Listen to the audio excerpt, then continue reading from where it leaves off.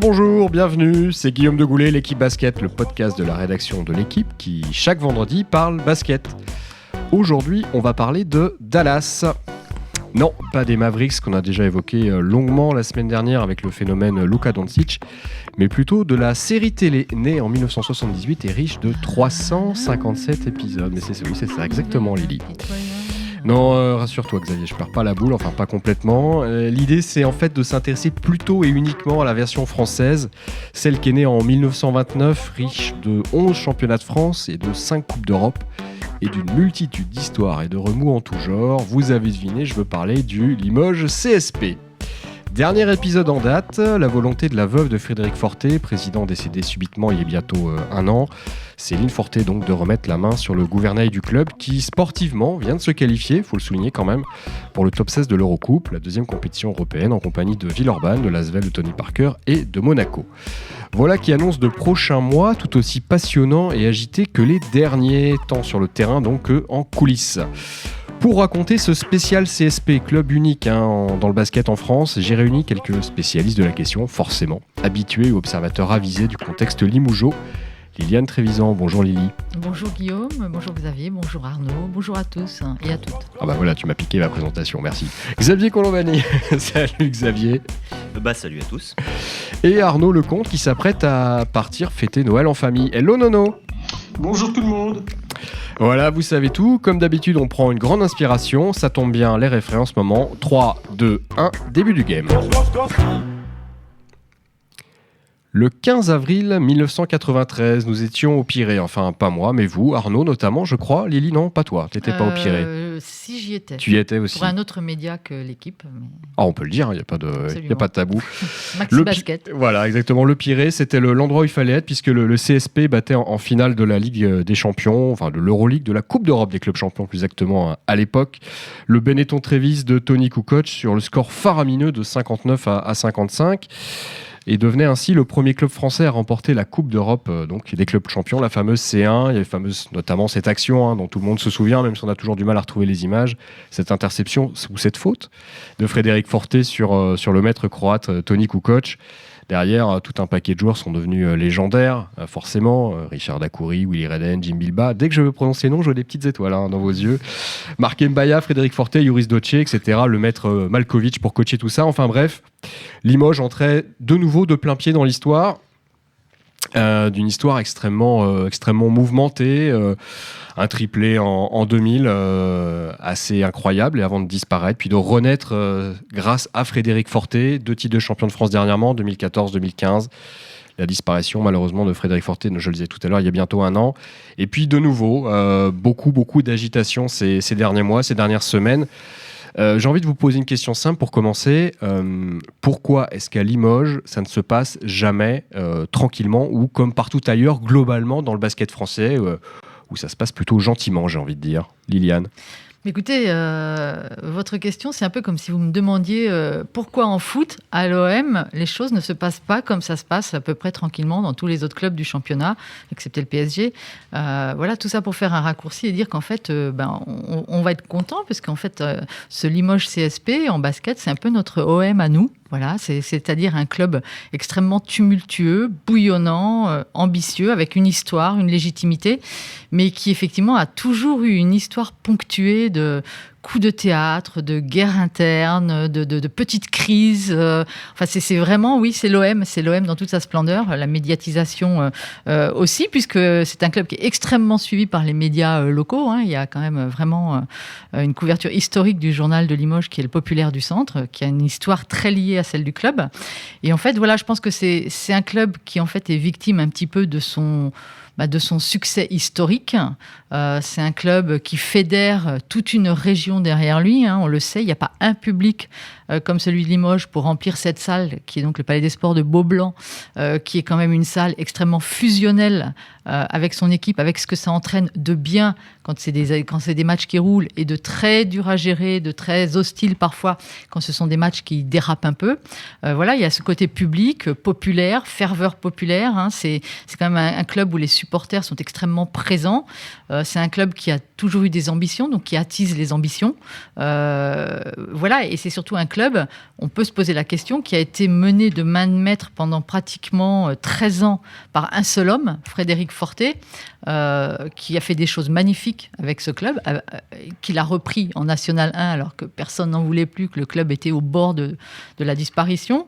Voilà, 13 ans de Fortet, ça fait vraiment un très long exercice avec une personne qui était assez omnipotente, qui avait la main un peu partout. On peut se demander si aujourd'hui, le fait de revenir à une autre structure où il n'y a plus un homme de la trempe et de la carrure de Frédéric Fortet, et par contre beaucoup de gens qui s'agitent derrière pour essayer de reconstituer son héritage, est-ce que le fait justement qu'il y ait une multiplicité de volontés, d'ambitions, n'est pas la première source de problème pour ce club ? Xavier, moi j'ai envie de rebondir sur ce que disait Liliane tout à l'heure. Est-ce que Limoges, c'est pas tout d'abord, j'avais titré cette émission Le Volcan Permanent, est-ce que c'est pas d'abord une passion française, l'histoire d'un public d'abord qui crée cette ferveur et qui crée derrière les remous en remontant, crée un petit peu de tumulte sur la tête de gondole en fait, en haut de la pyramide. Effectivement, oui, c'est vrai. Et le public limougeaud est quelque chose de très particulier, mais pour revenir un peu à l'origine, tu parles de Marseille, Liliane, mais quelque chose de compréhensible à ce que Marseille s'enflamme pour l'OM. Mais tu veux dire que c'est parce qu'ils sont méridionaux qu'ils ont le droit de s'enflammer, que le Limougeau n'est pas passionné Pas que ça, c'est que c'est du football, donc c'est le sport numéro 1 en France, c'est la plus grande ville du Sud, et après, troisième chose, c'est effectivement méridional, et c'est vrai qu'on s'emballe peut-être un peu plus là-bas qu'ailleurs. C'est peut-être un cliché, mais disons que ça fonctionne avec les deux premiers, c'est que c'est sur le sport numéro 1 dans la plus grande ville. Ce ne sont pas des critères qui fonctionnent avec Limoges. Il y a très peu de grandes villes en basket, donc forcément, ça ne peut pas fonctionner de la même façon. Et Limoges n'a pas la réputation d'être une ville éruptive sur d'autres sujets. Alors écoute, j'ouvre une parenthèse. Aujourd'hui, Limoges reçoit notre Premier ministre, Édouard Philippe, qui va y jeter les bases du grand débat national, qui va donc rencontrer des maires, des élus, des assos. Je ne sais pas s'il a prévu de voir le CSP Limoges, mais en tout cas, ce n'est pas franchement l'endroit le plus ouvert au dialogue en ce moment. Donc voilà, petite parenthèse. Attention, monsieur le Premier ministre. Mais ça s'est créé, donc en fait, c'est des histoires de clubs qui, à un moment, accèdent à l'élite et deviennent ambitieux. On en a des milliers, tous sports confondus. Mais là, il s'est passé quelque chose. C'est-à-dire que c'est vrai qu'on a eu des gens très investis dans les années 70 au début des années 80 qui ont voulu faire monter le club. Ça a pris, c'était la bonne période, c'était le bon moment. Et puis on gagne un titre européen, avant même d'être français d'ailleurs. 5 Coupes d'Europe quand même. Voilà. Oui, avant le titre de champion. Et voilà, le titre européen avant le titre français, ça dit quelque chose quand même. Et ça prend, et puis un jour en 93, on gagne un titre européen, et en fait, plus rien ne retombe jamais. C'est-à-dire que c'est une succession de hasards, en fait, je pense, et en même temps de volonté. C'est la bonne période, c'est le bon moment, et ça a fait qu'aujourd'hui, plus rien ne peut redescendre, et que même quand le club était en N1, on parlait encore de lui. Et je pense qu'à une époque, on faisait plus de sujets sur Limoges en N1 que sur beaucoup de clubs dans ce qui s'appelait encore la Pro A. Et je ne suis pas sûr que ça redescende un jour. Arnaud, toi qui as une résidence secondaire à Limoges, juste à côté de la gare des Bénédictins, je crois. Je ne donnerai pas l'adresse pour pas que tu aies trop de problèmes, mais tu partages ce qui vient d'être dit à la fois par Xavier et Liliane sur cette passion limougeaude. L'une comme l'autre ont vraiment bien résumé, bien balayé entre guillemets les raisons de cette ébullition permanente autour du basket. Je pense l'aspect historique, les résultats sportifs brillantissimes obtenus dans les années 80 et 90 ont déclenché cette passion pour le basket dans cette ville. Bon, au-delà de ça, pour avoir pas mal travaillé autour de entre guillemets, la psychologie limougeaude. Les Limougeaux vous disent régulièrement, et ils le disaient dans les années 90 et le redisent depuis quelques années, depuis qu'ils sont revenus au top, avec 2 titres de champion de France, rappelons-le, en 2014 et en 2015, que leur ville souffrait d'un complexe d'infériorité historiquement, et pas seulement sur le plan sportif, à tous les niveaux, parce que c'était une capitale régionale avant la refonte des régions, donc capitale du Limousin, centre de la France, pour le coup totalement excentré, enclavé. Souffrant d'un manque d'infrastructures de communication historique et endémique. Encore aujourd'hui, pour aller à Limoges, c'est une expédition. Vous voulez faire un aller-retour dans la journée, c'est quasiment impossible. Donc il y a une forme de complexe d'infériorité que les Limougeaux rappellent souvent pour expliquer la folie qu'il y a autour du club de basket, qui est évidemment l'emblème, le blason, le grand motif de fierté des Limougeaux, c'est leur club de basket, c'est d'avoir été champion d'Europe avant tout le monde, d'avoir été le premier, le seul club français de basket, et même le premier si l'on considère que l'OM a été champion d'Europe de football quelques jours seulement après, mais après. Donc ça, c'est un motif de fierté historique et éternelle, j'ai envie de dire, à Limoges. Donc le CSP représente tout quelque part à Limoges, sachant que la ville n'est pas connue pour grand-chose d'autre, hormis l'industrie de la porcelaine à une époque, l'industrie de la chaussure de luxe, etc. Mais le sport et le CSP en particulier sont vraiment des motifs de fierté. On m'a récemment encore dit que le Limougeaud d'ordinaire baisse la tête. Aujourd'hui, Limoges, le basket, le CSP lui permettent de relever la tête régulièrement. C'est pour ça qu'il y a autant de passion. Alors c'est peut-être un peu caricatural, un peu résumé de façon rapide, mais je pense qu'il y a de ça certainement, effectivement, et ça explique pourquoi il y a autant de passion autour de ce club et que il est régulièrement secoué de remous dans le bon sens comme dans le mauvais. Ça veut dire quelque part qu'être président, patron, figure emblématique du CSP, c'est être le notable numéro 1 à Limoges, c'est être la figure peut-être plus encore que le maire que... Oui.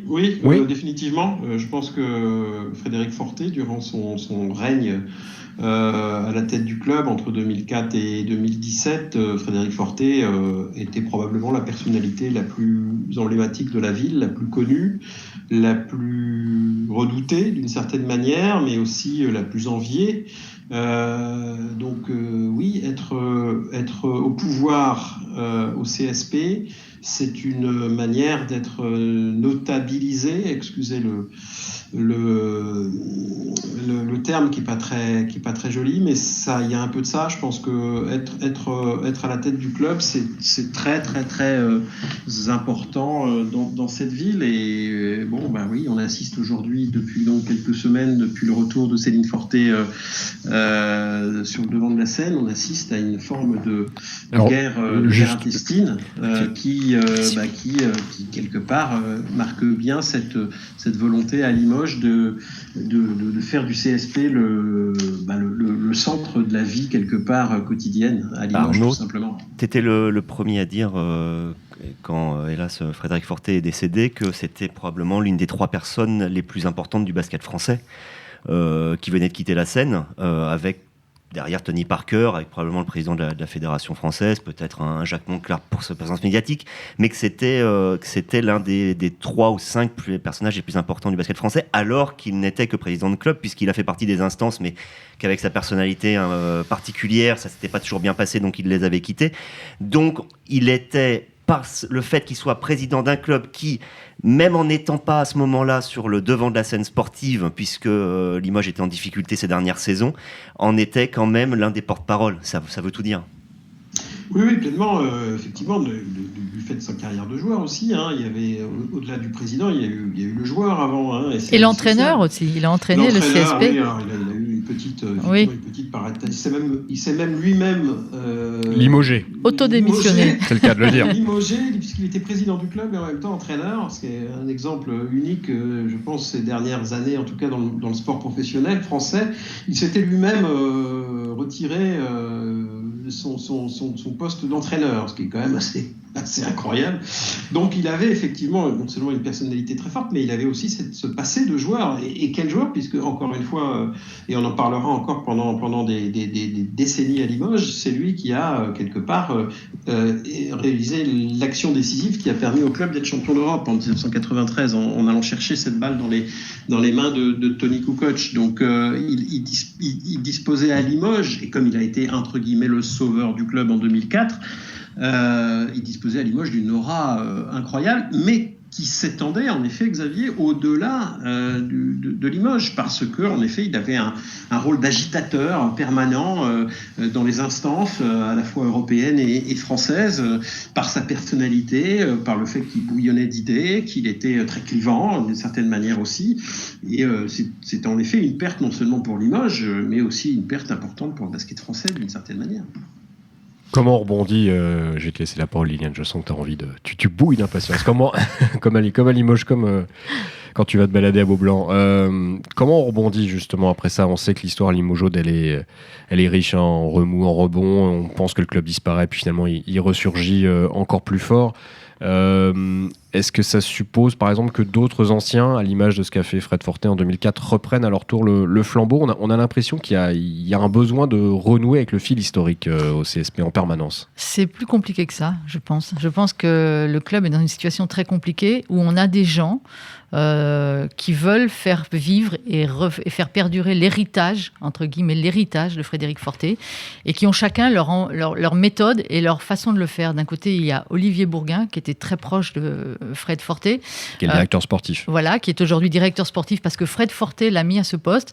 Et Olivier Bourguin était effectivement dévasté. C'était vraiment un ami de Fred Fortet pour qui l'a vu peu de temps après la mort de Fortet. Je peux vous dire que son chagrin et sa souffrance étaient bien réels et monstrueux. Donc lui se sent légitime dans la défense de l'héritage de Fortet en impulsant une politique qu'il mène avec le président du directoire qui est Yuri Verrieras et son acolyte Manuel Diaz. Et de l'autre côté, vous avez une autre façon de vouloir faire perdurer l'héritage de Fortet qui est celle de Céline Fortet, qui s'estime en tant que veuve et qui est membre de l'association Limoges CSP Élite, qui est actionnaire à 84% de la SASP, donc vous suivez toujours. Et donc Céline Fortet est membre de cette association avec 5 autres personnes, dont Yuri Verrieras, et elle estime que la place de Yuri Verrieras n'est pas dans cette association, qu'il y a eu un vice de procédure et que donc il doit gicler en fait en dehors de cette association, ce qui lui permettrait à elle de reprendre la main. Voilà, donc on a deux proches de Fred Fortet qui se sont mis en tête de sauver le club, de le faire prospérer, avec chacun en filigrane la volonté de défendre ce qui a été construit par Fortet, mais ils ont chacun des voix différentes et effectivement c'est une source énorme de conflit, puisque là le conflit qui oppose maintenant l'ex-Madame Fortet au CSP pourrait très bien déboucher devant une action en justice, puisqu'elle est prête à aller jusqu'au bout pour reprendre la main, donc contester juridiquement la présence de Yuri Verrieras au sein de l'association. Évidemment, ça ne crée pas un climat très serein, et c'est quand même Limoges le seul club aussi où les supporters ont leur mot à dire, et où ça provoque justement des dialogues parfois extrêmement parasites, voire très polémiques, entre les dirigeants de ce club qui s'expriment par Twitter auprès des supporters, qui répondent évidemment. Alors vous savez comme moi que sur les réseaux sociaux, après ça s'emballe très vite, ça peut être très virulent, parfois très méchant, et donc les dirigeants répondent, et on a une guéguerre entre les dirigeants et les supporters, parallèlement au clash entre Madame Fortet et les dirigeants actuels. On a cette guéguerre entre les supporters et les dirigeants, les supporters ne se sentant pas respectés, se sentant même méprisés, un petit peu comme les Gilets jaunes d'ailleurs, avec M. Macron. Et on a de l'autre côté des dirigeants qui mènent la guerre, qui dans un discours, enfin un communiqué assez historique quand même, ont quand même traité certains supporters de piliers de bar. Hein. Enfin bon, je veux dire, on en arrive à un point où effectivement c'est Dallas, quoi. Comme vous le disiez en introduction, Guillaume, c'est Dallas, quoi. Tous les coups sont permis et parfois ça n'est pas très reluisant.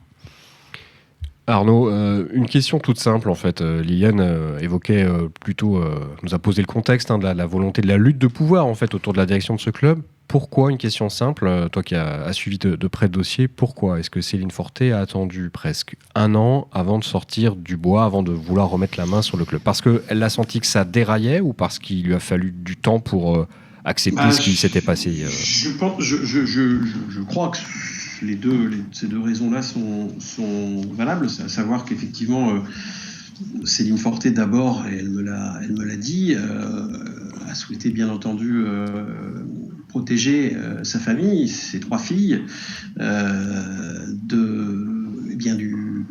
des suites entre guillemets du décès de Frédéric. Voilà, donc elle a respecté une période de deuil bien entendu familial pendant quelques mois, et que aujourd'hui le temps commence à passer, on arrive à peu près au bout de l'année maintenant qui suit le décès de Frédéric Fortet, et que effectivement elle a entre guillemets profité d'un contexte un peu explosif ces dernières semaines, à travers ce que vient de dire Liliane, des relations très détérioré entre la direction du club actuel et les supporters. Et les partenaires aussi, je te coupe Arnaud, mais il me semble que certains partenaires ont manifesté publiquement. Tout l'environnement d'une manière générale. Elle a aussi mis en avant le fait que de nombreux personnages du club, notamment Stéphane Ostrovsky, mais aussi l'ancien médecin du club et quelques autres bénévoles, etc., et des chevilles ouvrières pas forcément connues du club, ce sont ses propres termes, maltraités par la direction actuelle du club. Il y a eu le contexte sportif, évidemment, avec un début de saison plus que compliqué sur le plan sportif. Qui a coûté la place à Kyle Milling, remplacé par François Perronnet. À l'entraîneur, qui a coûté la place aussi à un joueur. Mame Jaïté, à Turin. On peut dire aussi que c'est quand même que le 10e entraîneur du CSP en 10 ans, pour ajouter au contexte un peu moins serein que dans les autres clubs. Voilà, donc il y a eu tout un ensemble de choses qui ont déclenché chez elle cette envie, comme elle le dit, de remettre le club sur les rails, sur le plan de l'image. Poussé par d'autres anciens ? Poussé un peu par d'autres anciens, certainement. Il y a eu en effet une volonté collective avec d'autres anciens, notamment bien sûr Stéphane Ostrovsky, qui se sentait, lui, en tant que membre du directoire du club d'ailleurs, puisqu'il s'occupe depuis plusieurs années, depuis de longues années, Stéphane Ostrovsky, qui est un ancien international, ancienne gloire du club. Oui, ancien joueur dominant du basket français, bien sûr. Voilà, depuis une quinzaine d'années, comme il était très proche, lui aussi, de Frédéric Fortet, avait occupé des fonctions de directeur marketing. Il s'occupe beaucoup des partenaires, Stéphane. C'est quelqu'un qui ne s'est jamais trop mis en avant sur le plan médiatique, parce que c'est sa nature. Il a toujours été un petit peu en retrait par rapport à d'autres grands anciens du basket français. Et lui a occupé des fonctions très importantes depuis une bonne quinzaine d'années à Limoges maintenant, au club. Et effectivement, il souffrait énormément. Lui, l'a d'ailleurs manifesté dans la presse locale. Il souffre énormément en interne d'un manque de reconnaissance, du fait d'être écarté de certaines discussions ou décisions, ou de la majorité des discussions et des décisions, alors qu'il est membre du directoire, alors qu'il a forcément une légitimité importante au club.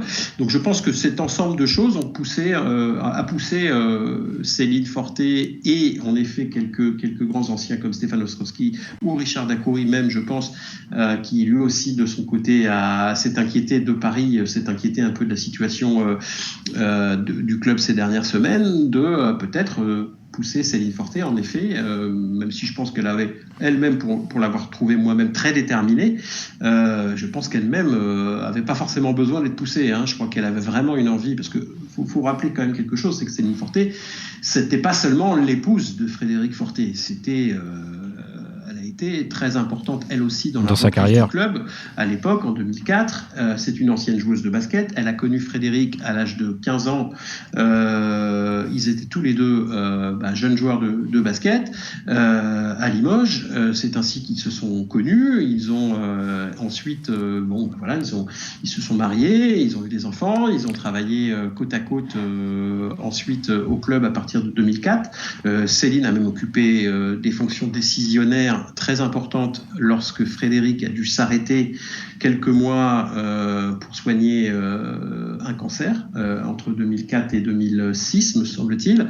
Et Céline me rappelle, elle dit: je suis moi légitime, j'ai aussi travaillé énormément auprès de Frédéric, même si je n'apparaissais pas énormément sur le plan médiatique, mais j'étais là, j'ai participé avec lui sur beaucoup de décisions importantes dans le club. Alors c'est vrai qu'ils étaient depuis quelques années séparés, qu'ils étaient en instance non, pas divorcés, ils étaient en instance de divorce. Ouais. Le divorce n'a jamais été prononcé. C'est ce qui fait dire aussi à Céline Fortet bien qu'elle reste l'épouse de Frédéric sur le plan légal, juridique, administratif, et que donc elle a effectivement, elle est en tant que mère aussi des trois filles de Frédéric, elle est parfaitement légitime pour prendre d'une certaine manière la succession de son époux décédé à la tête du club. Et c'est aussi pour ça qu'elle réclame quelque part de retrouver le pouvoir dans ce club. Et c'est ce qui explique les soucis, les tensions depuis quelques semaines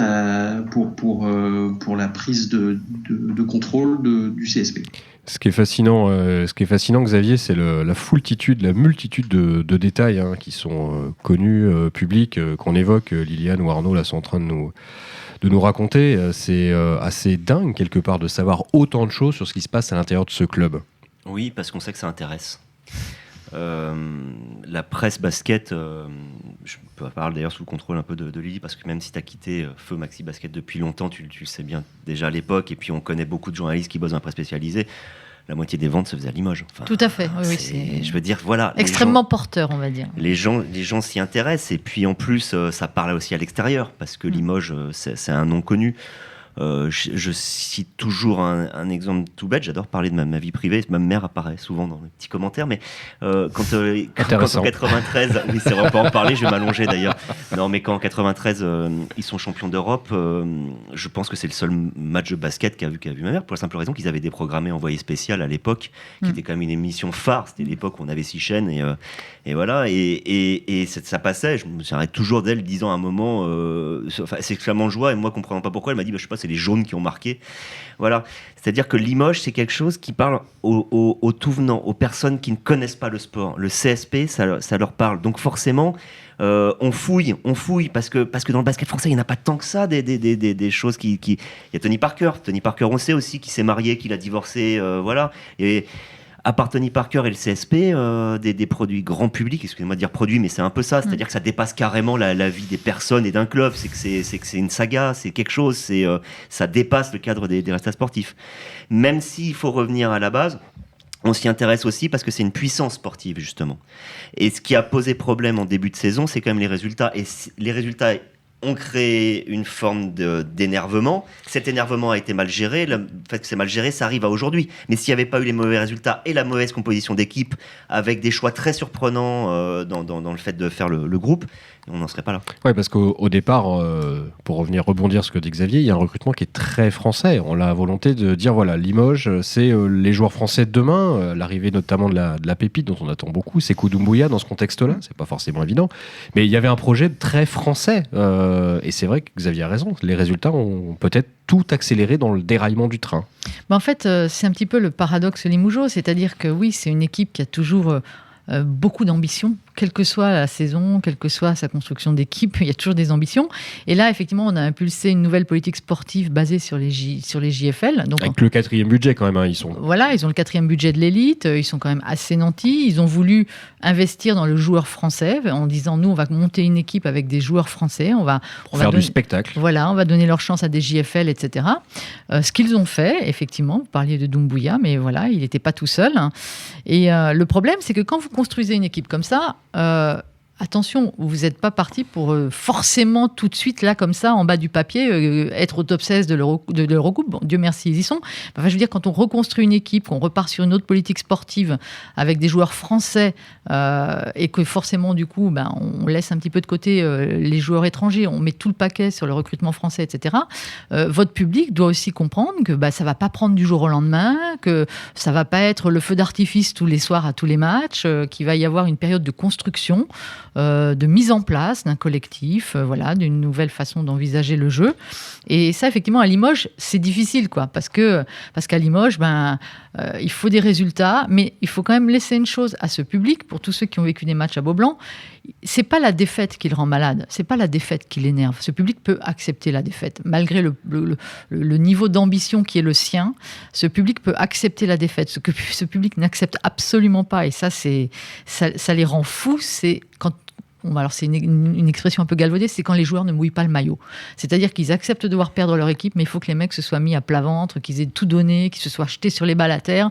Et il faut dire que Limoges CSP, sur la fin du mandat de Kyle Milling, qui malheureusement n'a même pas eu le loisir de faire un changement de joueur, il a été débarqué comme ça. Sur la fin de son mandat, effectivement, c'était un peu compliqué. Il n'y avait pas beaucoup d'état d'esprit dans cette équipe. On ne sentait pas cette flamme, cette volonté de sacrifice, etc. Et ce public-là n'aime pas ça. Voilà. Il n'aime pas voir jouer des gens qui s'en foutent, des gens qui ne font pas l'effort défensif, des gens qui ne jouent pas pour les autres. Et ça, c'est vraiment un motif de colère pour eux. Et quand c'est le cas à Beaublanc, parce que c'est vrai que le nom de Beaublanc est arrivé peut-être un petit peu trop tard dans cette discussion, et pourtant il est clé, c'est quand c'est une bronca à Limoges, c'est une bronca comme il n'y aura jamais ailleurs. C'est une salle absolument hallucinante et c'est la clé de tout. Oui, puis c'est des réactions en cascade. Et puis c'est, comme me disait Kyle Milling, quand il avait perdu un match, pourtant Kyle Milling, je veux dire, c'est pas une crevette, il peut sortir dans la rue, vous allez pas lui sauter dessus. Il me disait, quand j'avais perdu un match, je me demandais si j'allais acheter mon pain le lendemain, quoi. Parce que, non pas parce qu'il avait peur de se faire, mais il avait peur des questions des gens qui lui disent. Bon, après, il m'a dit quand même que ça lui était arrivé d'y aller sur des lendemains de défaite et que les gens étaient plutôt bienveillants en lui disant bon, ok, c'est pas terrible, mais ça va aller, on attend, on va vous faire confiance. Il s'est jamais fait agresser. En fait, il s'est jamais fait agresser. Mais voilà, tout ça pour dire qu'il y a un vrai contexte à Limoges qui, effectivement, les garçons, quand ils vont faire leurs courses, ils se font arrêter dans la rue. Quand ils poussent leur caddie, si ça leur arrive, William Howard, ça lui arrive, je crois, parce qu'il m'en avait parlé. Et voilà, il y a des gens autour d'eux. Alors, on leur parle du match de la veille ou du match à venir. Enfin, c'est Limoges. C'est impossible d'être un joueur de basket anonyme à Limoges. Donc, il faut l'intégrer, ça, parce que dans la vie au quotidien, c'est pas facile. C'est ça, Arnaud, pour être président du CSP, pour être le patron au club, il faut être adoubé par les supporters, il faut conquérir le cœur de Beaublanc, c'est exactement ça ? Oui, bien sûr, il faut conquérir à la fois sportivement et puis même au-delà du sportif qui en effet est la clé évidemment de tout, il faut quand même aussi adouber le supporter, le brosser dans le sens du poil.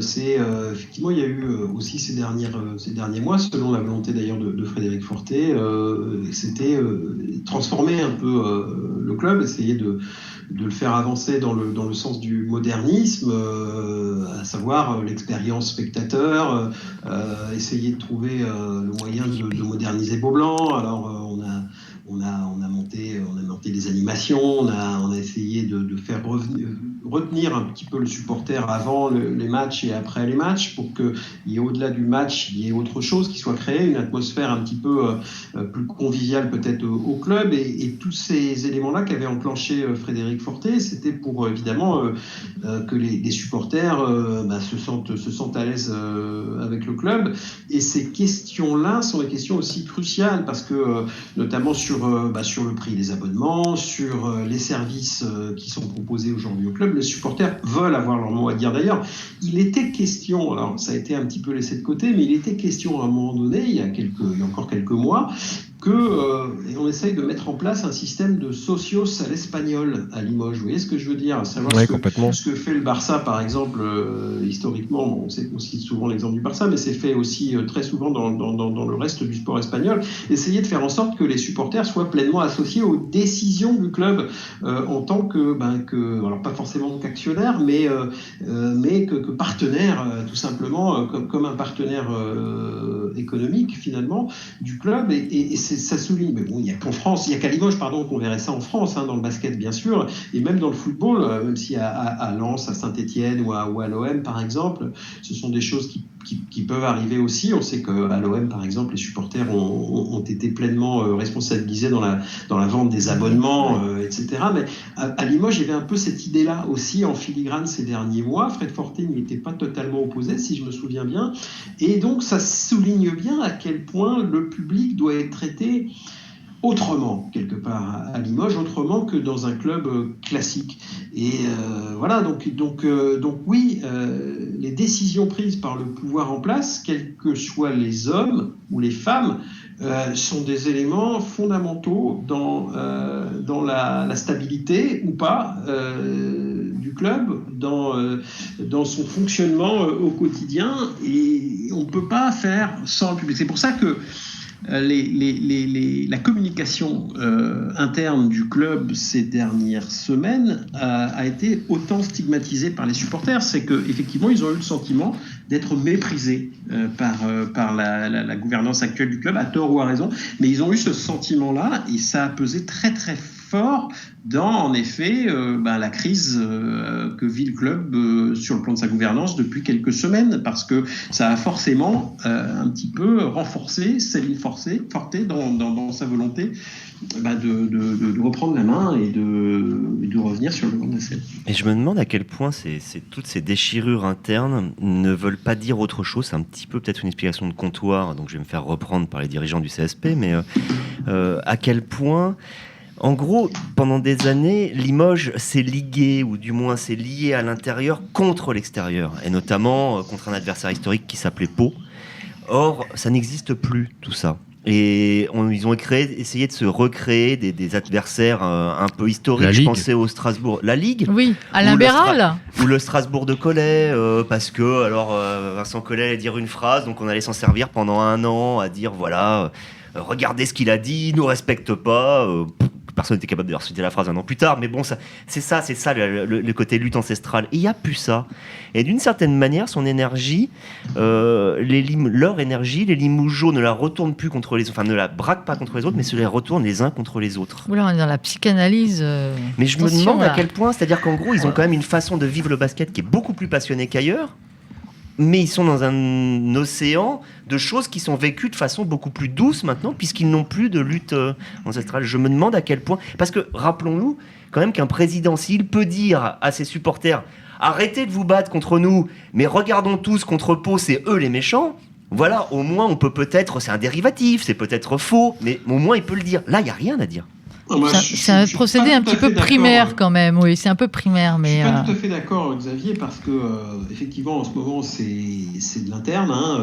Effectivement, il n'y a pas beaucoup d'ennemis, entre guillemets, extérieurs, mais je crois que c'est le 19 ou le 20 janvier, la date du premier classico de la saison contre Pau. Je peux t'assurer que la semaine qui précède, on va mettre sous le tapis les guéguerres internes et que l'ennemi palois va être le centre des discussions pendant au moins une semaine avant le... Et si jamais Limoges remonte bien la pente sportivement, comme il en prend le chemin là depuis quelques semaines, même si on va pas les faire tout d'un coup favoris pour le titre de champion de France, mais si Limoges va loin cette saison en play-off et qu'il y a une finale Limoges-Strasbourg, je peux t'assurer que le mois de juin, il va être très occupé. Il va être très chaud. Pour les supporters limougeaux par rapport à Strasbourg, Vincent Collet et au passé récent entre les deux clubs, les deux finales de 2014 et de 2015. Donc je pense que ça c'est un petit peu étouffé ces derniers temps, en effet, parce qu'il y a eu des rebondissements et des coups de théâtre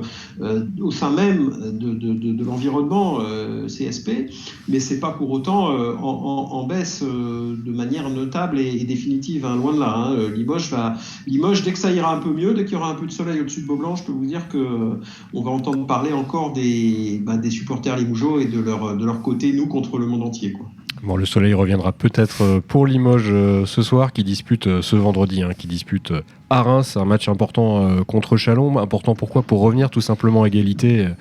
Victoire-défaite, 6 victoires, 7 défaites depuis le début de la saison. Un début de saison, on l'a dit tout à l'heure, loin, en tout cas en championnat de France, des attentes.